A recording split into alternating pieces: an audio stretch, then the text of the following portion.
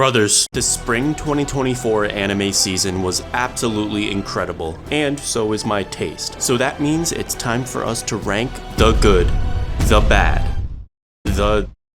and the... Alright, starting with Kaiju No. 8. Kaiju No. 8 is an exciting new shonen anime with a lot of intense action and a similar premise to Attack on Titan. Society is at war with these evil monsters called Kaiju. Mikasa and Levi are the two captains of an elite defense force that was created to fight the Kaiju, and ever since his childhood, the main character, Eren Yeager, has always dreamed of joining the defense force. But he's gay. I meant to say that he can transform into a very powerful kaiju, but he has to keep that a secret from the defense force because if they find out he's a kaiju, then they would kill him faster than a Boeing whistleblower. There's a nice balance between humor and seriousness. The action and drama can get very intense, but there's a lot of goofy moments too. Like when the protagonist has to pee, but his kaiju form doesn't have a dick, so the pee comes out of his nipples instead. S tier. Kaiju No. 8 absolutely nails the cliffhanger every single episode, and the overall entertainment value is just crazy. If this anime was a penis, it would be way bigger than mine. Tensura Season 3. I love this anime just as much as you do, but let's be honest for a second.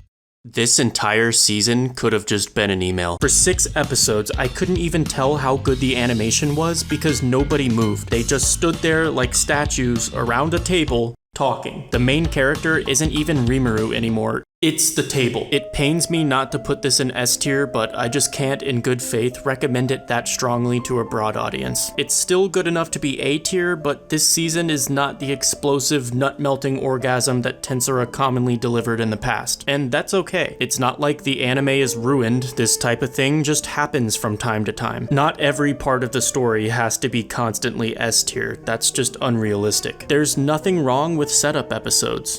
Sometimes you gotta wipe your ass before you shit so that you don't have to wipe it afterwards. You know? A Condition Called Love is a romance anime about...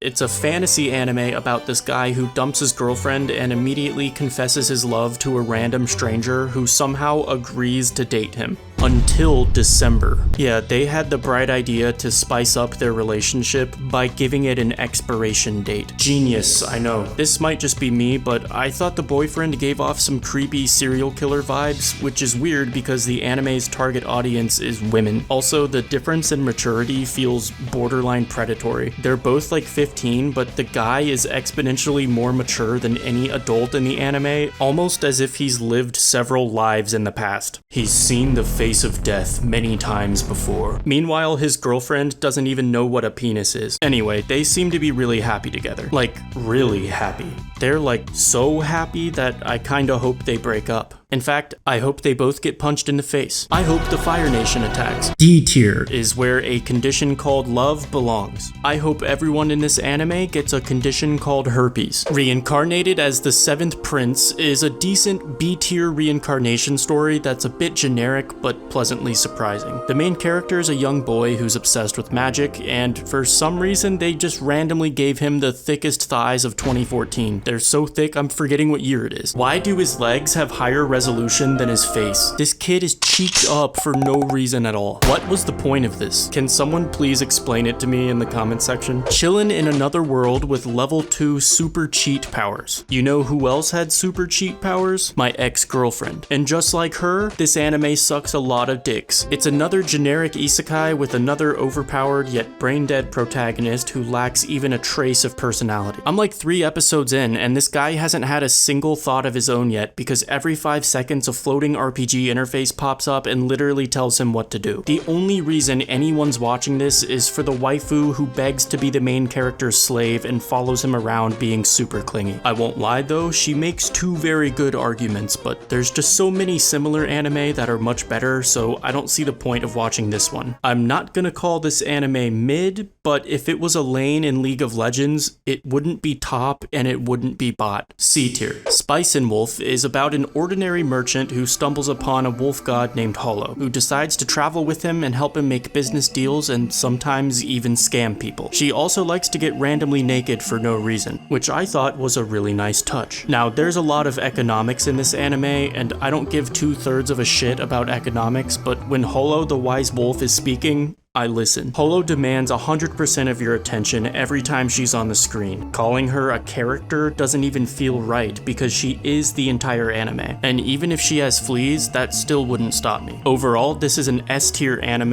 and I'm so glad it's finally back. It's been so long since I last watched it, but I still remember the impact it had on me because it's just unforgettable. Not even Joe Biden could forget this anime. Girls Band Cry is an idol anime, and I don't normally watch those, but I heard this one was really good, so I gave it a shot. At first, I was like, oh, everything is CGI? Automatic D tier. But I was wrong. The CGI is actually an improvement and it looks amazing. Like I said though, I don't watch many idol anime, I just want to make that clear. So the fact that this one kept my interest despite that should be a testament to its quality. The characters have a really amusing dynamic and the music is exceptional. I know it's an idol anime, so the music is kind of the whole point, but I've seen hundreds of other idol anime with really mediocre music, so this one definitely has better music than the thousands of other idol anime I watched. A tier. Blue Archive was fine, I guess, but if you haven't played the game, then I wouldn't really recommend watching it. I say that because I haven't played the game, and I thought the anime sucked. Whoa, yeah, okay, maybe this anime isn't as bad as I thought. Is this what the girl from Fate Stay Night got her name from? C tier. I'm assuming that this would be S tier if I had all the pre-established attachment to the characters and the additional context from the game, but as a standalone anime, it's unfortunately kinda, you know, the lane you play Ari in. Mushoku Tensei Season 2 is so incredibly good that another tier has just appeared out of nowhere. This season has amazing character development, some phenomenal world building, and of course, one of the most emotional, hard-hitting moments in the entire series. The first half of this season received a lot of criticism though, and I'm not talking about the people on Twitter calling Rudius a PDF file and accusing him of writing the N-word. I'm talking about the people who complained that nothing happened this season. Well, just like Paul, that didn't age well. The Father's Day episode was so insanely good. It had some of the best animation in the entire anime, some really good fight choreography, and obviously the emotions that followed it. The first time I read that chapter, it made me cry, and then that happened again when I finally got to see it animated. Whether it's from my eyes or my pussy, Mushoku Tensei never fails to make me wet. It truly is one of the greatest god-tier anime of all time. Train to the End of the World is about a group of cute girls driving a cute train across post-apocalyptic Japan. But this isn't your average everyday apocalypse. Rather than the world ending, it's more like reality ended, because every town in Japan has a weird, unique problem. Like all the adults turned into animals, or trees, or the town itself shrunk in size, or it's just constantly raining golf balls for some reason. It's a weird anime, and every time the train stops at a new station, it gets even weirder. I should really try a dose of whatever the author had while he was writing this. Anyway, it's not a perfect anime, but giving a group of cute slice of life girls a training arc in a post-apocalyptic setting is just such a unique idea, and the creativity made it impossible to get bored. The highlight for me is definitely the background music, and the background visuals are stunning too. There's also a pretty meticulous attention to detail in this anime, but I don't think the dog needed to have a fully animated butthole. A tier. Tadaima Okaeri is a pretty good anime about two men who kiss each other, get married, and raise a kid together. It's an Omegaverse anime, which is, I'm really about to explain this? Okay. To put it simply, it's a new system in which gay men can get pregnant. I don't exactly know why a man would want that, because pregnancy is pretty fucking horrifying. I mean, whoever invented this clearly hasn't watched House of the Dragon, but anyway, this idea was obviously intended to be used in fat material, but the anime did a decent job introducing the concept in a wholesome way. To be clear, it's not horny at all, this is just a wholesome anime. But that didn't stop me. This anime is surprisingly not bad, so my question is, would it be gay if I put this in B tier? I feel like C tier is a bit too low, especially during Pride Month. Monster.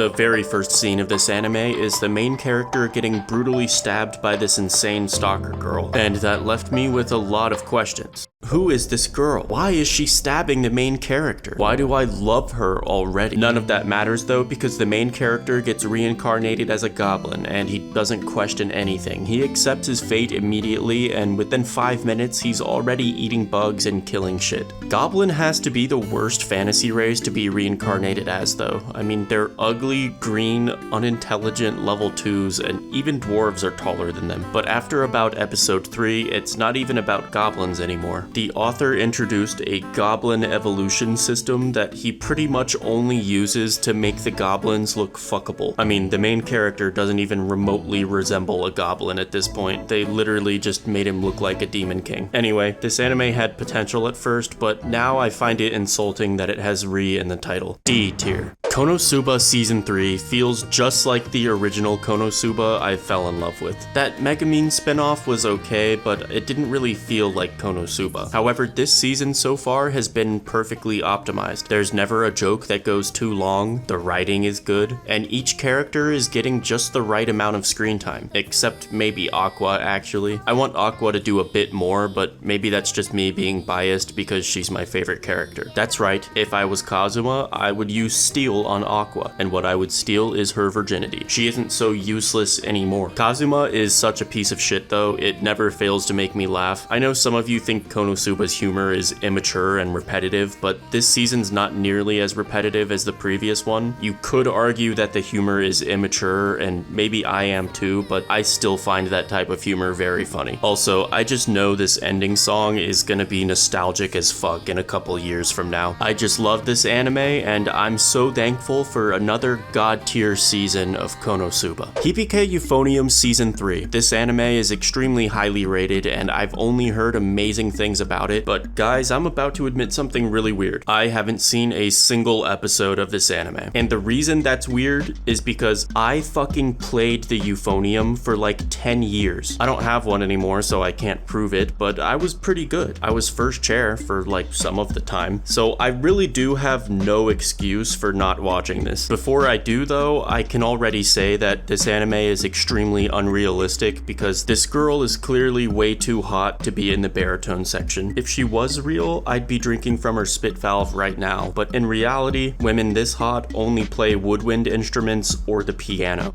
Or sometimes French horn. French horn is kind of a wild card. Voice Actor Radio is an anime about two classmates who pretend to be normal students, but secretly they're famous voice actors. They accidentally begin hosting a radio show together, which leads to them forming a friendship and collaborating with one another in various voiceover related projects. Now that might sound boring, but I kept watching this anime for one reason and one reason only.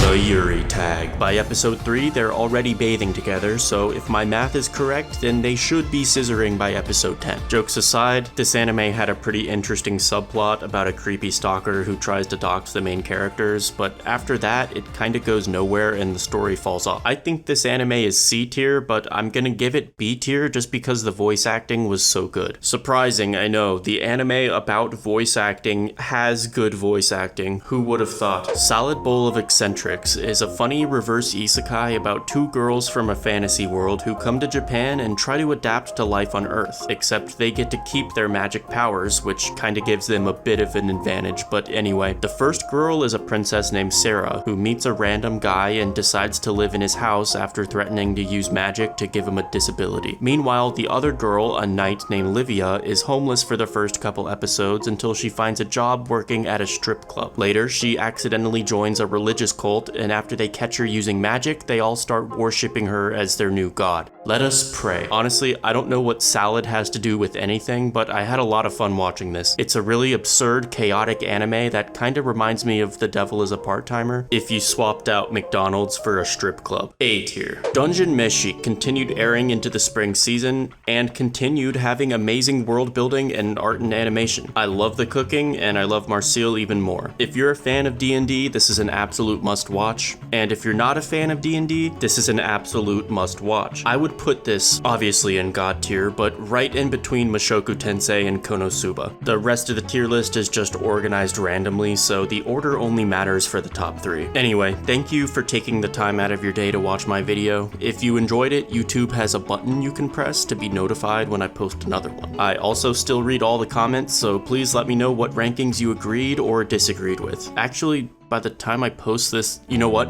I might not read all the comments this time because I'm probably playing Elden Ring right now. But leave a comment anyway, and always remember, it's better to piss in the sink than to sink in the piss. That's all for now, boys. I'm out. Peace.